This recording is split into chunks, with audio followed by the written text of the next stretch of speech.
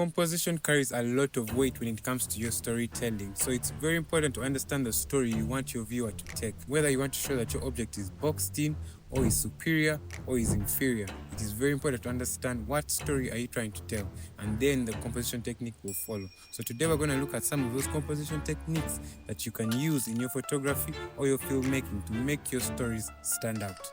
So welcome to Photography 101.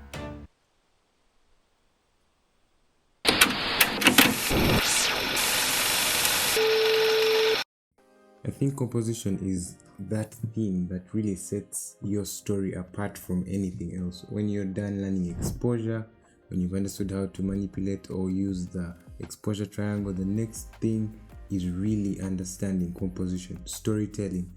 I think in the world we live in today with a lot of AI, generative field, generative video, all of that, the thing that will set you apart is your storytelling. Some of the greatest filmmakers we know today, it's because of the type of compositions that they use in their movies, that they get the acclaim that they rightly so deserve.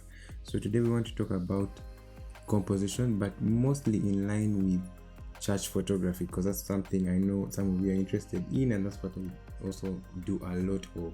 I was out with a friend, Ivan. We're going to look at some of the shots we got of him, but we're also going to relate them to sort of worship session for a Hillsong concert. So I think last year or the other year when Hillsong came to Uganda, I got the privilege to shoot. So I just wanted to show you guys a relationship between what we took with Ivan and also some of the composition techniques you would use in church, because it's pretty much the same thing, but maybe how do you apply it in church would be the answer or the question you have.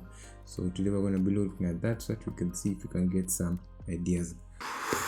So when you look at the title of the video, it says go beyond the rule of thirds. Why? Because I believe the rule of thirds is the first thing you should learn in composition. It is a rule, or it's a technique that you can use so many times, the rule of thirds, that it will always come out in your photos, it will always come out in your storytelling. Now, even before we go to the photos we took of Ivan, you can look at some of these examples I took. Very many of them apply the rule of thirds. So when you look at this frame, right, we have some lines that you draw, and then where those intersecting lines are, that is the place where they say you would place your subject, because it creates more visual interest. You can look at these shots here. You can see that I placed the subject on an intersecting line and leaving room. Now, a key thing with rule of thirds is there's what we call nose room, the room in front of your subject's face, right? And then we have head room, obviously. That's also something that you should consider. Now, if you realize, I really prefer a lot of headroom. I feel like it just makes the photo simpler or more minimalistic and better, but it's really up to you. Sometimes you may have to go in tight. Then you have the back room. Usually if you have more back room, it sort of denotes a negative tone, or maybe there's loss. One of the greatest examples I give is when you listen to the song Rattle by Elevation Church. The song is really about Jesus dying and resurrecting. So that part where he dies, where there's a frame where Pastor Stephen has a lot of back room, but it denotes that sort of people thought there was loss, right? But in the end, so very small subtle things, but they really depict a lot. But most of the time you'll find that you're gonna have more nose room, because you want people to also try and look in the direction that your subject is looking, right? That is basically the rule of thirds. But now, going beyond that, what other techniques do you have to play around with composition? So the first rule, which is probably opposite of what rule of thirds, would be balance, right? For example, here where I have Ivan standing in between two trees in the background, right? So if you cut that frame in half, it's almost equal on each side. So such things like balance, for example, maybe you have pillars in your frame, you could set your subject in the middle of the pillars, and that would be balance. But even most times when you shoot portraits, they're shooting head on straight. That is what we would call balance. Balance is pleasing to the eye. You really have to be able to bring out that visual balance. Otherwise, it can look skewed or your composition may be lost. Then the second one would be negative space. Usually you'll find that negative space is used to show scale. You want to show how small your subject is in comparison to their surroundings. One of my favorite wedding photographers, a Kenyan, I'll link them here. I think that is one of the techniques they use a lot, and it just makes their wedding photos very simple but beautiful. So if you look at some of our examples here again, a lot of negative space is used we have a lot of headroom, we have a lot of nose room. The space around them is sort of bigger than they are. That is what you call negative space, that space that's not occupied by the subject. Now, a key thing here, even when I was shooting Ivan, you'll see that usually your negative space has to be simple. There shouldn't be so many obstructing images like trees, colors, and everything, right? The subject still needs to stand out. If the subject is lost within the surrounding, I do not think that is negative space. That's probably just the environment around them. Negative space needs to be simple. It needs to be profound. So yes, there can be trees, yes, there can be other things, but it should not take away from your subject.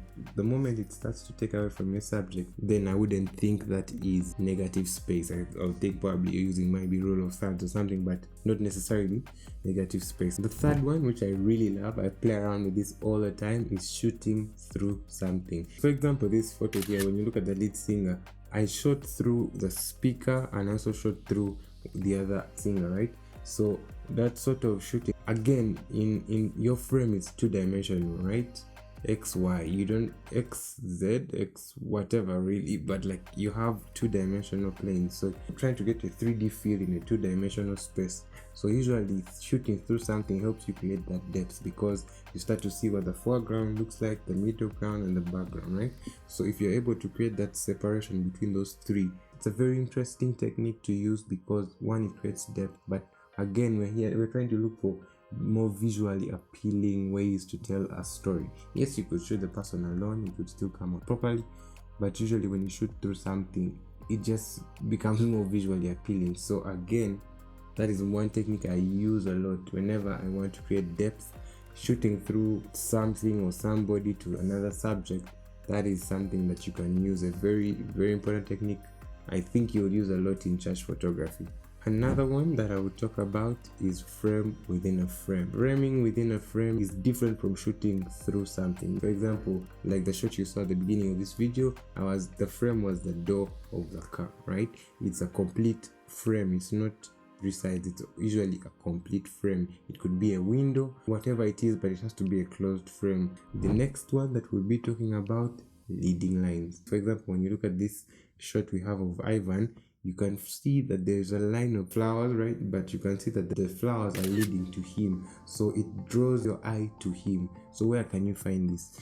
For example, chairs are very beautiful leading lines. When they're stacked properly, they create a certain perspective. Even the people, when they're standing in their lines within those chairs, if you're shooting the subject on the other side, they create a proper leading line, right? A leading line, again, does not have to be straight. A leading line could be a curved road winding up to the hill. As long as it leads you somewhere, that's what we would refer to as a leading line. Added bonuses, these are two. One would be color, but color we're going to cover it in its own video. It's such a large topic for me to cover it in this sort of video because it will become long. The second thing would be unique perspectives. What do I mean by unique perspectives? Most of the time when you're on set, I remember, again, the person who taught me photography, there's a lesson he taught me that was very profound. There's a time he called the people I was running with, plus myself, told us to shoot a chain. The chain was just on the wall, right? So we go up to this chain, we're shooting straight. We have the same photo, right? Just a dead photo. Then he gets the camera and he takes it from a different perspective. You can see some depth, you can see, like, in that moment, I can never forget that lesson, because in that moment I felt like, Jesus, am I cut out for this, right? But it was a very important lesson that if you start to look at things differently from the mass, try to find unique perspective to the same thing you've shot over and over again. Again, you're shooting church photography. It's happening every week. But how are you able to shoot differently? Again, it's a leading of the spirit. The leading of the spirit is very key in these things. But how are you going to tell a story differently that is probably the same? The sermon is different. How are you going to make sure that this sermon feels different, you as the photographer? Is it the way you portray your subjects? Is it the angles you use? Are you shooting from up? Are you shooting from down? Are you shooting from behind? The unique perspectives that are not seen. For example, when you go to tourist sites, most times people shoot tourist sites from the same angles, right? So when you go on Google and search River Nile Bridge or Ginger Bridge, you'll find that most of the photos look alike. but they will find that the one photo that makes you stop is the one that gives you a different perspective. It's the one that shocks you, that I never looked at it this way, right? So that is something that I would want you to exercise, because it exercises your spirit. Take forever. Those are a few techniques that you should know and have up your sleeve to make your photography stand out from the rest. Very simple techniques, but when applied properly will tell your story. As a photographer, you are dealing with 2D, you're dealing with a two-dimensional frame, so you have to really understand composition. When it comes to video, you have different shots, perspectives here and there, but you're dealing with that one frame. How are you able to tell a story in one frame? That is what we are trying to bring out here with composition. One thing I advise is usually get 1 or 2, practice them that day. Like, be intentional. Like, today I'm going to try and find leading lines. Where are they? The more you do that, the more you intentionally practice, the better you get at it, right? So today, what are you going to practice in church? Let me know. Comment down in the comment section below which one you think is the one you want to try out. You could also do this on your mobile phone. I always tell people you can learn photography on your mobile phone today. It's not a matter of having a very professional camera. So look at those techniques, and hopefully you've learned a lot in this video. I really love composition because it's a thing that allows you to tell your story. So I hope I have delivered on the promise of this video. I'll see you guys in the next one, and hey, always remember to deliver a film. Peace.